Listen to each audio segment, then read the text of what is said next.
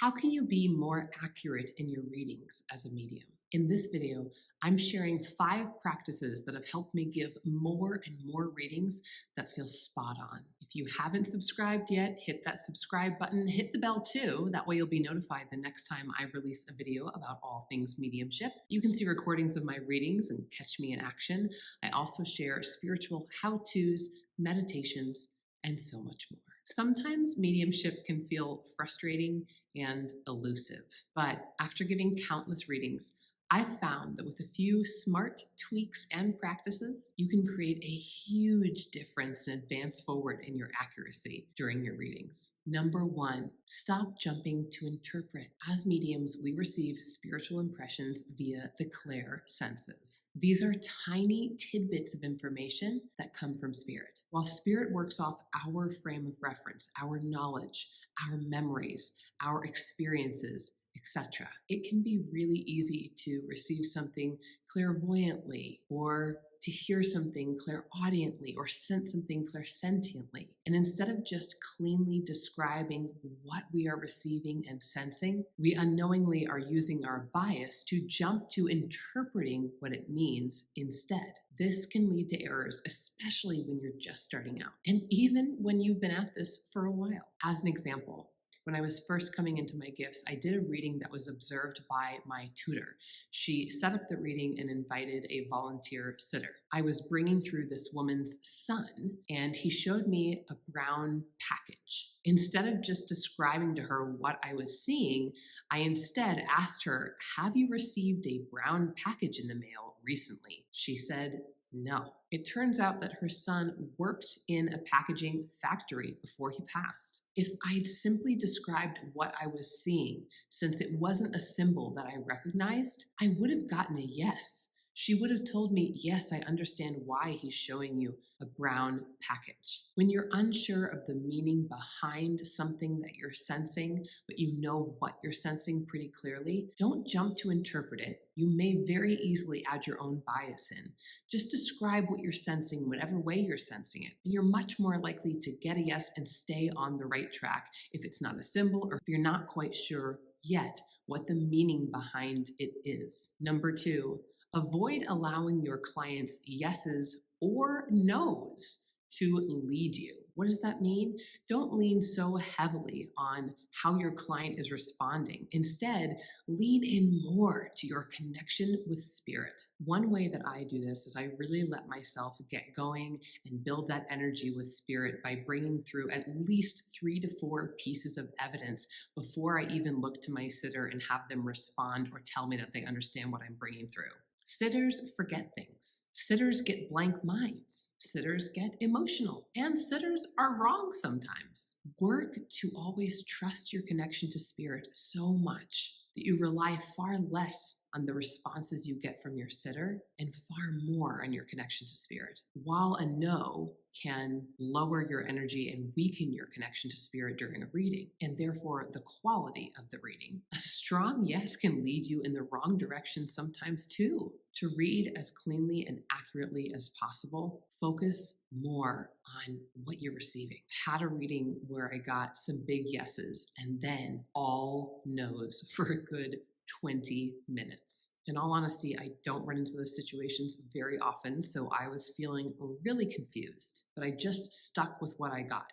And something in me knew that that was the right thing to do. It didn't prevent me, however, from feeling horrible after the reading. I could tell that my sitter was very disappointed and unfulfilled by the reading that she had received. She was also really emotional because I don't think that she received what she had wanted to get out of the reading. So I spoke to her honestly and said, "Let's check in a couple days when you've had time to process it." That just felt like the right thing to do. Before I even had time to reach out, she went and spoke to her parents, who then validated every single thing that I had said. She simply hadn't been aware of a lot of the things that I was bringing through, but they were coming through so strongly because they pertained to both of her parents who were still living. And that message for them also greatly affected things that were going on in her life. Sometimes spirit knows that what you share will be validated after the reading, even though it doesn't always feel ideal during the reading. Other times, I had lots of really strong yeses about certain pieces of evidence that came through. It also led my thinking brain to interpret the story behind the evidence that I was bringing through, only to find out at the end that it wasn't at all the situation that I had thought.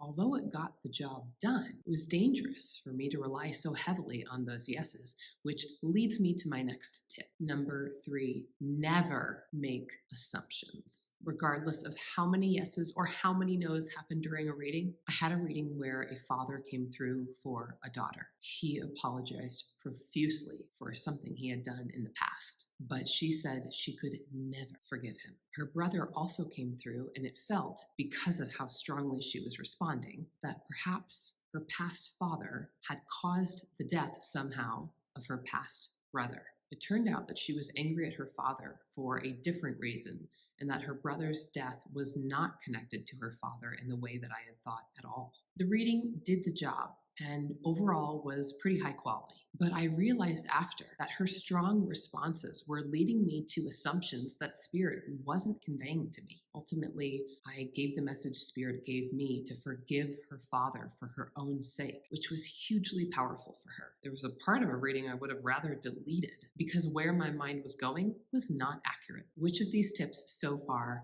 resonates with you? Comment below. I'd love to hear from you. Number 4, I ask 2 very important questions of Spirit to be more accurate. Can you give that to me again? Or can you give that to me in a different way? Sometimes Spirit will give you spiritual impressions and you're not quite sure what they mean. Maybe they're just not as clear as you'd like them to be. This happens. Just like all incarnated people are different, spirit people are different in the way they communicate as well. This keeps things interesting, and it's also one of the reasons that mediumship is challenging at times. When I see, hear, feel, sense, or know something and I'm not quite sure what it is, I'll ask Spirit either out loud or in my mind, can you give that to me again? Or can you give that to me in a different way? Once I ask that question, I really make sure not to rush and to relax and just stay open to receiving something a second time or in a slightly different way so that it makes more sense to me. I do everything I can to really lean back in my energy and have receptive energy that allows Spirit the chance to make it more clear for me if they can, and without jumping to interpret or making assumptions. And number 5, be aware of whether your energy is receptive energetically. And I call this reaching or receiving. Your energy during your reading matters so much, and you want your energy to be receptive. Now, what does that mean? You want to make it easy for Spirit to get impressions to you. And I like to keep it simple by describing our energy in 2 different ways: a reaching energy or a receiving energy. Reaching is the energy we're in when we're kind of panicked. We're desperately waiting for that next spiritual impression. We want to get it right. It's kind of like energetically grasping for the next spiritual impression. And it's really leaning forward in your energy, just needing that next piece of information from Spirit. This is never the most receptive energy to be in. This is often the time when people interpret, they make assumptions, or they see a little glimpse or feel or sense a little glimpse of something and then try to make it fit. Receiving energy is when you feel calm, open, relaxed.